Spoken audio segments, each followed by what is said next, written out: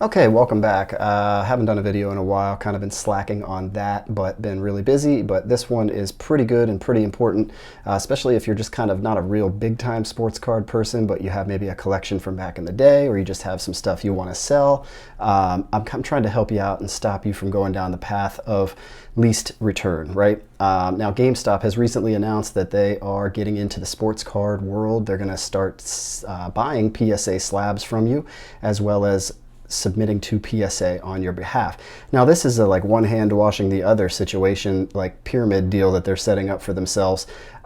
You may have last heard GameStop during that whole stock frenzy a few years ago, when people that didn't really know what they were doing trading on the stock market were trying to get rich quick by just pumping up stocks like GameStop and AMC, when they could have just invested that time into learning the stock market the real way and getting real returns. Don't know anybody that really got into that at the right time and seemed to have won, because the whole point was to hype you into it so that they could dump while you were left holding the bag. Hope you didn't fall for that. Really has nothing to do with today's video, but I did want to try to steer you clear of GameStop one more time, because they are trying to buy your slabs. Now, if you remember from GameStop over the years, they've been kind of struggling over the last 10 to 15 years, and the reason for that is because video games have mostly gone digital, and even if you lose 20 to 50% of your buying population through digital gaming, that's a huge hit, right? And then on top of that, there's been other competition entering the market, like Walmart and all of that. They're doing game buyback. And then of course, there's the simple fact that GameStop has never been friendly to gamers. They've always ripped them off. They've always given them lowball prices on the games, turned around and sold them for a lot of money.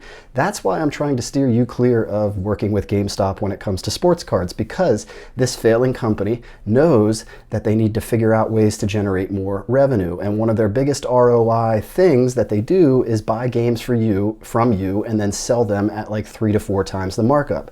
Now, that's what they want to do with sports cards. They're just trying to get their hands on a new and different type of inventory that people that might be into games are also into. And that is a little bit of crossover there between gaming and sports cards and that kind of thing.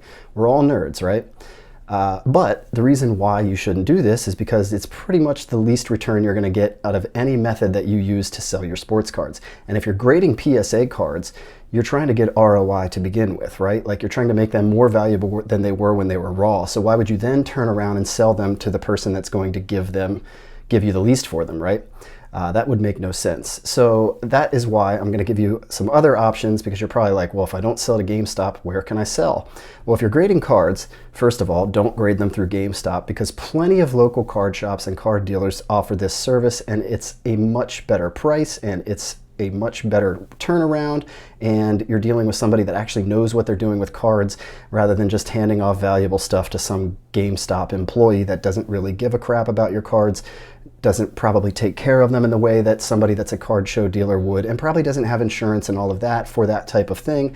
And you're just giving them to somebody that doesn't know what they're doing, right? And you're just kind of hoping for the best in that scenario. Take them to a card shop, take them to a card dealer at a card show, and send them in that way. Find somebody that's doing group submissions, get them back, and you'll be in good hands. And most of those card dealers will prep your cards for you if you ask, which means wipe them down, eyeball them, make sure there's not any dust, fingerprints, things like that that are going to give you a lower grade when your card didn't deserve it, right? GameStop's not going to do any of that. They're just going to offer you the lowest price possible on your cards, and then they're going to also submit your cards just, hey, here's a pile of cards. That's it. We're just trying to make money off of this. We don't really care about what the customer gets as far as return on these. Whereas a card shop has a little bit more invested interest in that, and also a little bit more experience on what to look for. So these are all things that GameStop's just not going to be able to offer to you. So the only advantage GameStop really has in all of this is convenience, maybe, but I wouldn't leave that much money on the table for convenience. That's just not very smart, in my opinion. So yeah, if you're looking to sell your cards, now that we talked grading, go to a card dealer. The best thing that you can do, GameStop's probably the worst place that you could sell your cards, but if you wanted to go and sell PSA slabs, I think your number one spot is going to be card dealers. Well, your number one spot is going to be eBay, right? But many people don't want to learn eBay. They haven't built up the following on eBay. They haven't built up the feedback on eBay to really ward off the scammers, and so it's a tough ask for them to list them on eBay. But the best return you're going to get is going on eBay, searching the card you have, clicking the sold comp, and then listing it for that price, right? And you're going to get exactly what people are paying for it in real time, minus 13% and shipping. If you go to a card dealer at a card show, that's probably your second best option, right? Because they're going to give you typically like 75 to 80% of that eBay comp, which is a little lower than you would get if you did it yourself, but you don't have to do it yourself. So that's what you're saving there. And instead of listing and selling them one by one, you're going to be able to get a net return on all of them. If you wanted to sell a collection or a group of cards to a dealer, that is your best bet. And of course, card shops are also a very good place to sell your cards. Now, of course, they deal with a lot more overhead, so typically their amount that they're going to buy for is a little bit lower than card dealers, and you know, they're going to obviously charge a little bit more for singles as well, because they've got lots more overhead to cover and they have a little less wiggle room on that kind of stuff. So to me, if you're looking to do that, card dealer is probably your number one spot, card shop probably your number two spot, and then if you didn't want to do either of those, your best overall option would be to just learn how to sell them on eBay yourself. Do not go to GameStop. You will lose money doing that. They are just looking to enter this market that they have no experience in, because there's money on the table for them from people that think that it's a good convenience to go to GameStop and sell their cards. So that is the whole gist of this video, just trying to steer you clear of the GameStop. That's pretty much what I think of them selling or rather buying cards from customers, and they don't even sell cards. So that should tell you right there, like, where are they selling them? Where are they selling them to get their ROI? Well, they're just going and doing the work that you could have done on eBay and other online outlets. So again, don't do that. And if they have group buyers that buy from them, again, try to find those people, but go to find card dealers, right?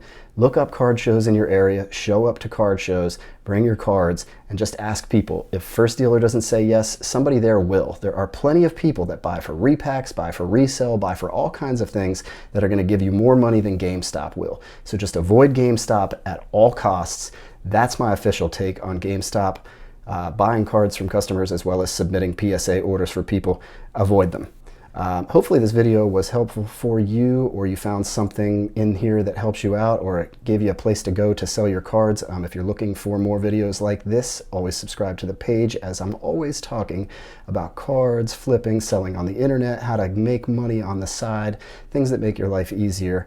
But in the meantime, keep on flipping.